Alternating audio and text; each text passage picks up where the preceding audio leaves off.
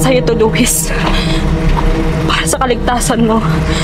Sumailalim sa counseling para matulungan kang maproseso ang lahat ng ito.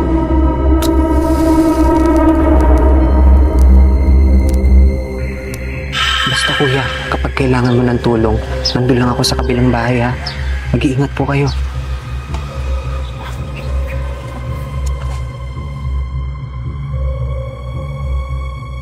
Huwag mong bubuksan ang pinto na yan.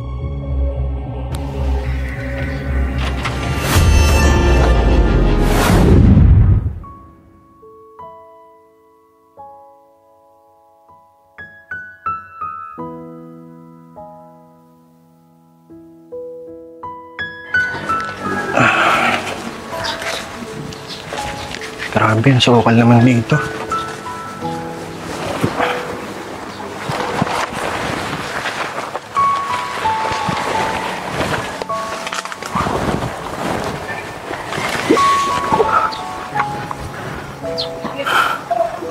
Eto na yun. Tao po.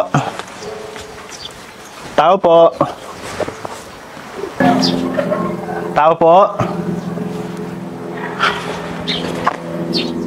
Elena. Miss Elena? Miss Elena?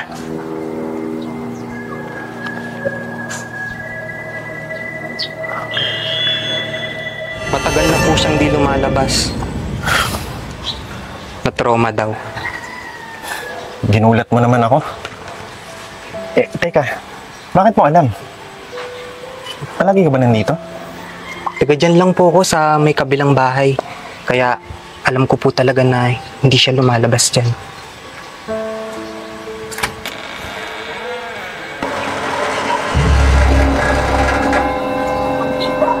Sige po, mauna na po ako. Basta kuya, kapag kailangan mo ng tulong, nandun lang ako sa kabilang bahay ha. Mag-iingat po kayo.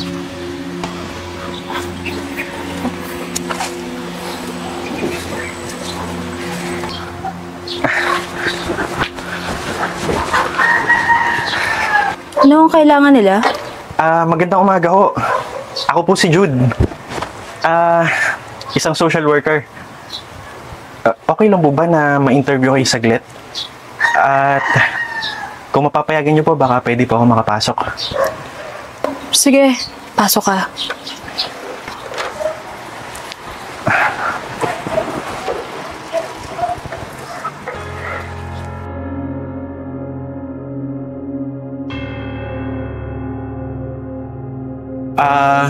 Miss Elena?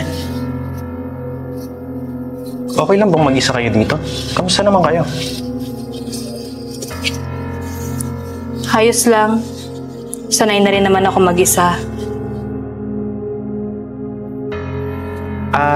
If you don't mind, pwede ka bang malaman kung nasaan yung mga kasama mo dito? Bakit mag-isa ka lang? Wala na. Matagal na patay yung kapatid ko. May sakit.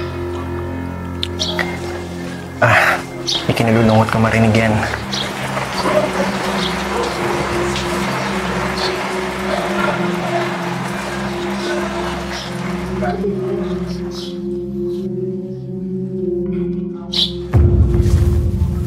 Huwag mong bubuksan ang pinto na yan.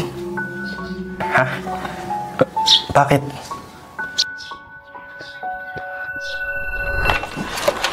Ate! Huwag mo akong ikulong dito! Ba't nangangamat ka, ate? Wala akong sakit! Please, ate! Huwag mo akong ikulong dito! Ate! Huwag mo akong ikulong dito para kawa mo na! Wala akong sakit! Ate! Para kawa mo na! Sa'yo to, Luis.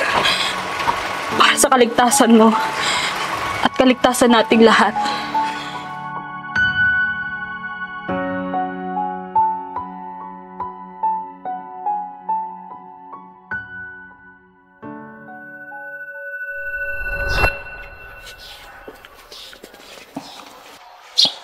Miss Elena, Miss Elena, bakit? Bakit hindi pwede buksan yung pinto? Wala. Sige, maiwan muna kita. Ipagtitimpla kita ng kape.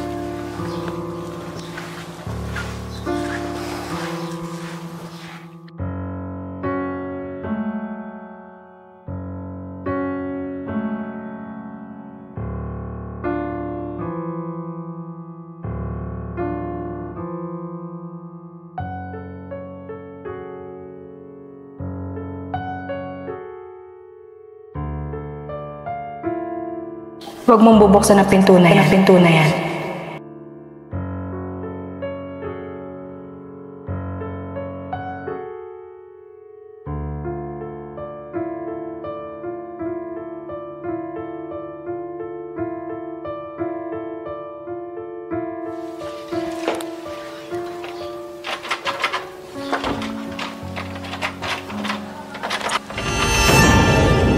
Alam mo bang may namatay na kapatid si Elena? Namatay siya sa gutom at panghihina. Nakakaawa nga eh. Hindi na napagamot. Pero, ang sabi ni Elena, palagi daw yung nagwawala. Tapos, gustong gusto daw siyang saktan. Kaya itong si Elena, wala daw siyang choice kundi ikulong ang sarili niyang kapatid dyan sa kwarto.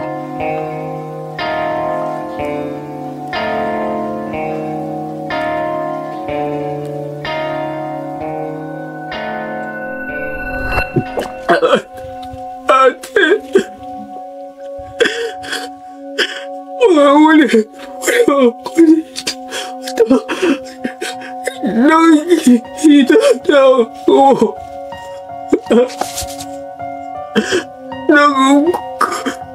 Nagugutom ako, ate. Papo na.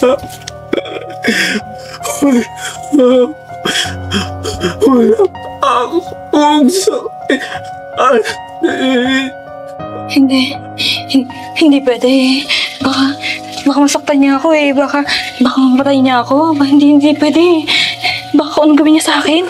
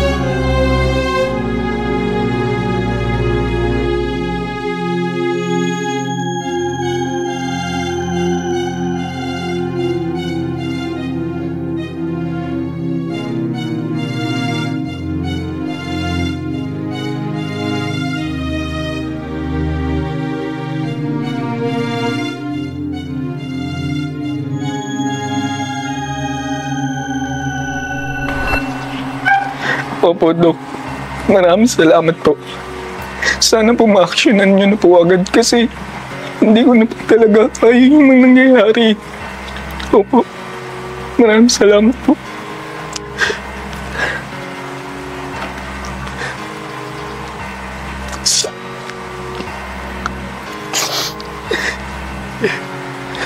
Lord, tulungan niyo ako. Tulungan niyo kami.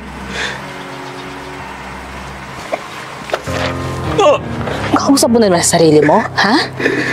Siguro may pinaplano ka masawa, no? Hindi, Gusto mo akong patayin, ha? hindi, ate. Sabihin mo, Luis, gusto mo akong patayin, ha? Hindi, ate. Mali yung iniisip ko. Gusto lang kita tulungan, ate. Bitawan mo kung nasasaktan ako. Tulungan? Ako? Ikaw! Ikaw ang kailangan na tulong, ha? Tarantado ka. Ang lala mo na. Kailangan mo ng tulong, Luis. Halika rito.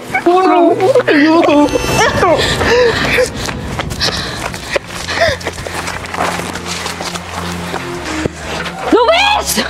Bumalik ka dito!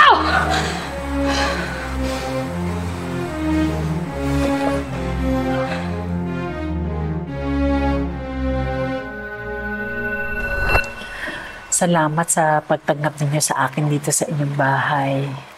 Maraming salamat din po, Dok. Alam kong napakahirap na inyong pinagdaraanan. Lalo na ang kondisyon ni Elena ay kailangan ng masusing pangunawa. Ayon sa aking obserbasyon, nakita ko na si Elena ay mayroong schizophrenia. Ito ay kondisyon sa kalusugan ng kanyang utak na maaaring makaapekto sa kanyang pag-iisip, sa kanyang emosyon, at sa kanyang pagkilos. Baka mamatay niya ako. Hindi pwede. Baka kung anong gawin niya sa akin. Baka satayin niya tayong lahat. Hindi pwede. Kailangan nasa loob na si Luis. Oo, kailangan nasa loob. Diba? Kailangan nasa loob lang siya. Hindi pwede. Wala ka naririnig. Helena, wala ka naririnig, diba? Wala ka naririnig. Wala. Ilusyon lang yan. May sakit si Luis.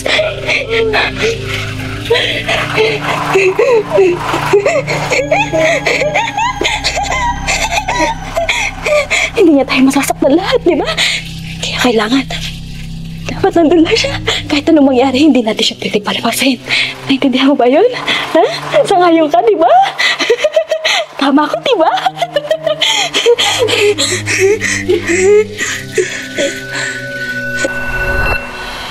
Hindi ito basta-basta lang. Ano bang tipong namamana lang? Ito ay maaari ding bunga ng mga karanasan niya noon sa buhay na maaring makaapekto sa kanya, lalo na ng matinding trauma. Di ba nabanggit mo na parang dati ay inabuso siya ng mismong ama ninyo? Alam kong mabigat ito at ang mga ito pangyayari nagtutulot ng matinding stress sa kanyang pag-iisip.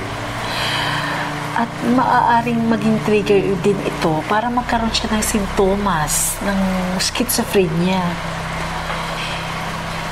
Hindi ko sinasabing ito lang ang dahilan.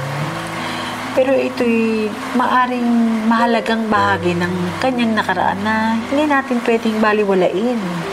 Sa ngayon, ang layunin natin ay mabigyan siya ng tamang gamot, therapy at ng ligtas na lugar, ligtas na kapaligiran para hindi na maulit ang mga pangyayaring ito. Kayo pong kapatid ay may mahalagang papel para sa kanyang paggaling. Luis, gusto ko linawin sa iyo na ikaw ay normal. Wala kang sakit.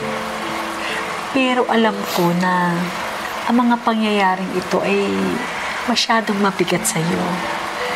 At ikaw ay kailangan ding sumailalim sa counseling para matulungan kang maproseso ang lahat ng ito. Huwag kang mag-alala. Narito kami para tumulong. Hindi lang kay Elena, kundi para sa'yo na rin dahil ikaw ang kapatid. Lalo na at kayo na lang ang magkasama.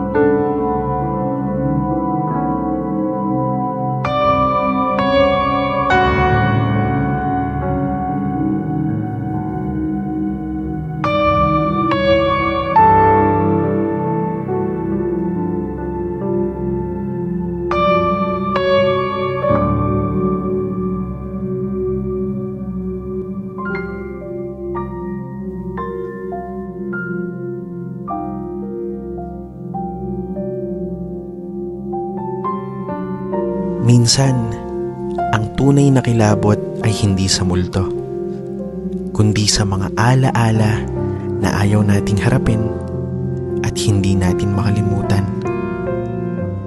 Mental health is not always visible, and silence can be deadly. At ang trauma, kapag hindi hinarap, pwedeng maging kasangkapan ng kapahamakan.